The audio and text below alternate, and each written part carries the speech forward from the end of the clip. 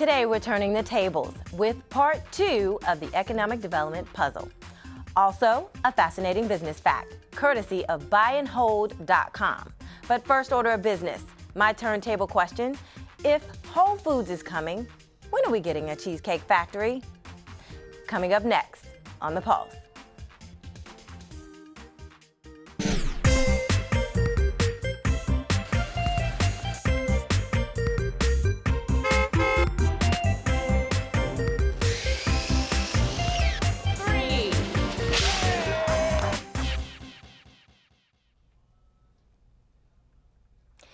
Hello, I'm Denise Roberts and welcome to The Pulse, the only show in town dedicated to Prince George's County businesses. Joining me to turn the tables on economic development in Prince George's County is Steve Proctor, President and CEO of GS Proctor & Associates Incorporated, Joanna Hoffschneider, Vice President of Business Development for Grimm & Parker, and Alverta Lopez, a SCORE mentor. Thank you all for being here today. Thank you so much. So, Steve, I wanted to start with you. We have been talking economic development. We've been talking Nordstrom's. We've been talking Cheesecake Factory, and it's all figurative, but it's what I like to talk about. It's proven in this county that we have spending power. Why don't we have a Cheesecake Factory here? It's interesting that you mentioned Cheesecake Factory specifically.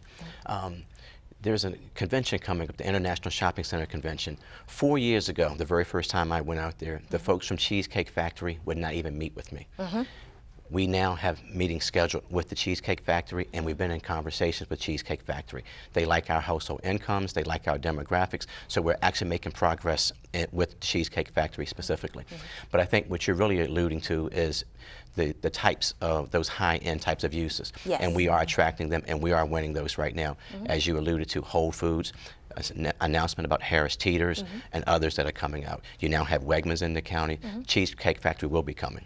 Let me ask you a question about that.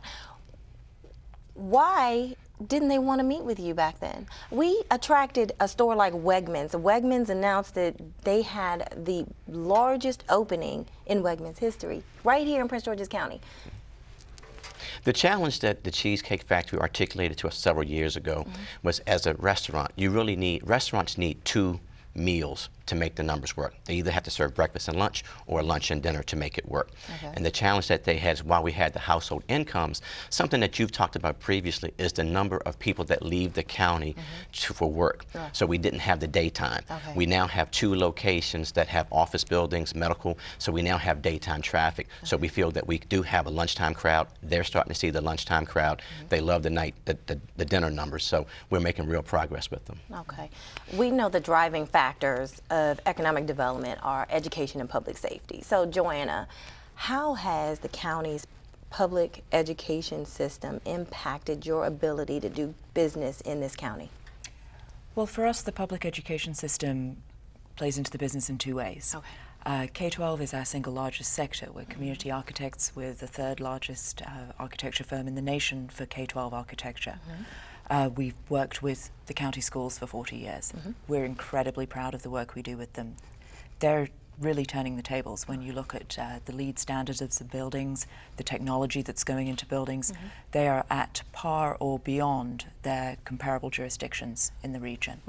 It's also something that plays into recruitment and retention for us. People living in the county, they have to be willing to send their children to school here.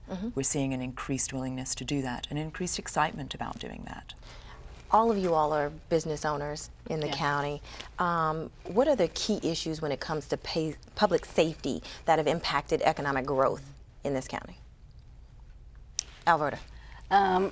The key issue for me for public safety really is making sure that there are a lot of things that are currently in place, and then some of those things that we talk about from day to day really circles around some of the businesses that are already here in the county. So some of the things that we look for is to see if there are opportunities for us to actually bring businesses to the county and to see what types of things that the county already has in place that we can actually explore upon. Okay. What about you, Steve?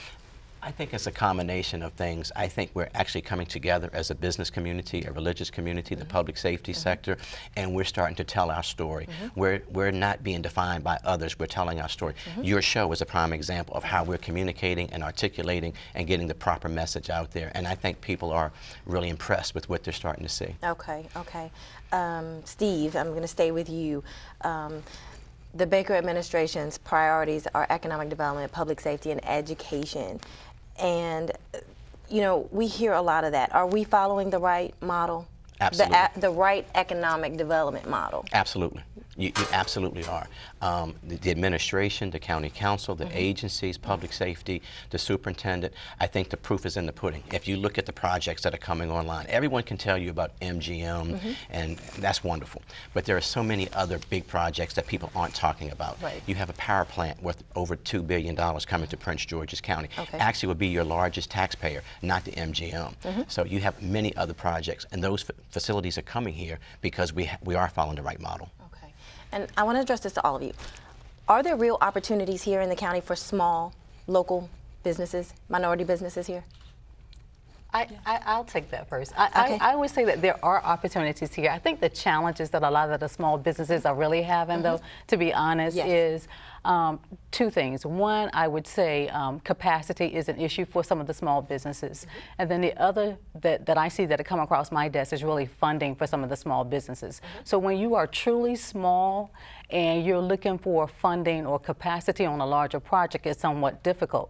So one of the things that I hope to see happen within the county is that for some of the larger companies to actually start mentoring with some of the smaller companies who can actually handle some of these projects that are in the county. Okay, okay. Steve? I would absolutely argue that we are doing the right things. You're starting to see legitimate, true joint ventures, and I think that's what's key right now, is to the point that she was making, is capacity has been an issue, but if you form a joint venture and you're starting to see that, the administration's encouraging that, and it's really happening. So I think the proof's in the pudding again, is that you do see it happening. I think you see the numbers for small and minority businesses on the rise. I think they're starting to reap some benefits, but they have to continue that joint venture and mentoring piece. And are there other avenues other than joint venturing? Because you mentioned building capacity. How do they build the capacity? Yeah, one of the things, and I have to agree with him in terms of joint venturing, because Okay, I'm sorry. I know we have a lot to say, but I'm going to have you hold on for just a second. Stay with us because we're coming back to this conversation. But before we go to break, according to Buy and Hold, a division of Freedom Investment, did you know that there are 23 Fortune 500 companies in the state of Virginia, while all of the 4 located in Maryland are in Montgomery County? Wow! When can Prince George's County get one? We'll be right back. We finally bought a place. You seriously have enough saved to do that? We've been putting a little aside each month. At the end of the month, we have nothing left to save. How is my account overdrawn? When it comes to financial stability, don't get left behind. Get tools and tips for saving at feedthepig.org. Welcome back. If you're just tuning in, we're turning the tables on economic development in Prince George's County. So, Fortune 500 companies, that's a big issue here. These are the companies that we want to come to Prince George's County, and they're not here. Is Prince George's County open for business, Steve? Absolutely. I think you're seeing the tide really turn. I think you're seeing the retailers that we've alluded to earlier that are starting to come. I think on the projects that I'm starting to see, that I'm involved in, 20 years in business, all the projects now are primarily, big projects, are mixed-use project with a commercial component, with an office component. Previously, they've been heavy residential. So you are, in fact, starting to see that tide turn, and the retail component. So you now have the national chains looking at Prince George's County very seriously, entering into deals in Prince George's County. You're seeing the office piece come together. So I think we're absolutely doing the things necessary to turn that tide. Okay, so we're open for business. Are we telling this story? Are we marketing it the right way? Absolutely. I think the county is branding itself properly. I think maybe, and previously we had not done that properly, but we're definitely on the right track now so that your small and local businesses can participate, but the county is branding itself properly. When you go to Las Vegas and you look at now who wants to meet with Prince George's County, it's unbelievable. When we come back from this show, there are going to be 2 major announcements with major retailers and office components. So it's very fascinating stuff for Prince George's County right now. Alverta, Yes. do you think the support in the county is, the new programs that we're putting in place that are supposed to support our small and local businesses, is it working? I would say yes, and part of that is, and I'm going to speak from a SCORE standpoint.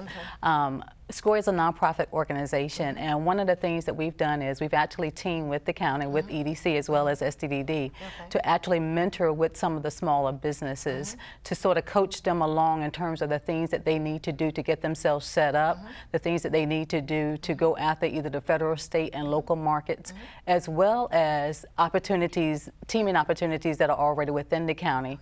And so from that standpoint, I think that the organizations are actually working together. We're leveraging the support that we have with one another. Certifications? Yes, definitely. We work with small businesses to help them get their local state certifications with their any type of 8A certifications. We work with them in terms of helping them with the business plans, etc. We don't do it for them, but we at least coach them into what it is that they need to be doing at this particular time. Joanna, Grimm & Parker has been very successful in Prince George's County, and you're not a small firm. No, we're not. What advice do you have for struggling businesses who have not, up until this point, been able to win contracts? Or what advice do you have for their survival as a Prince George's County business? I would say reach out to the county.